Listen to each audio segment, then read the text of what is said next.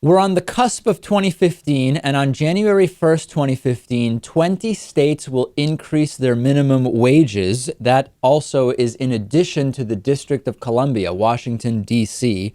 And a lot of these are automatic adjustments made for inflation. In 9 states, these are inflation adjustments that happen automatically to keep the minimum wage in line with inflation. And we've often talked about how adjusting for inflation, Lewis, today's minimum wage is essentially lower than that of 1968. So these are not even real minimum wage increases in the actual sense. No, not at all. This is where they should be. I recall working with someone who worked at the same company I worked at. He was there for like something like 14 years, and his wage never went up with rises in the minimum wage or, of course, inflation. And it was just crazy that that can happen. In 11 states and D.C., the increase is a result of either legislative action or voter approved referenda. And then in Delaware and Minnesota, there will be legislative driven hikes later in the year. New York will raise its minimum wage on December 31st today. 29 states will have federal minimum wages above the federal minimum, or rather, let me say that a different way. 29 states will have minimum wages higher than the federal minimum of $7.25 per hour. The smallest increase to the minimum wage is happening in our old friend, the state of Florida, where, Lewis, 12 cents an hour is what people will get, which means for the average 40-hour work week, you're talking about what? $4.80 extra per week. Not surprising at all. That's Florida in a nutshell, really. It's too bad.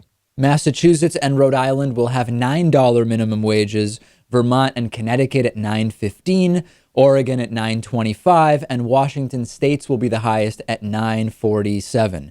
We'll see what the economic impact is. We hear often from the kind of voodoo supply side economists and those who follow them, typically right wingers in the U.S., that that increasing minimum wages will be bad for business. It'll be bad for the economy. But as we saw so specifically in San Francisco and the county surrounding it, that even when it came to fast food, which is one of the areas where we hear that minimum wage increases are most damaging to business, more growth than the rest of the state, than the rest of the country, Lewis, in spite of San Francisco having a very high minimum wage.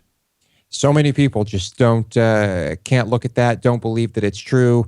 I don't know what the deal is. Perhaps we should have some type of basic economic education in school and make it mandatory so that people understand what's going on here. Yeah, well, I was thinking about this because I took AP economics in high school, and that's where my economics education began. And if I recall correctly, it was pretty supply side oriented. In other words, when there were discussions of price floors, which is the closest thing economically speaking to a minimum wage, the conversation, and this was, something like 11 or 12 years ago at this point, or even 13 years ago, I don't think the conversation really did address the fact that when you're stimulating the lower and middle class, certain price floors can actually have a strong multiplier effect and actually be good for the economy within reason. I don't think that was actually discussed. I guess we would have the same debate on what works for the economy and what works for the economy in the classroom. I guess we can't win this battle.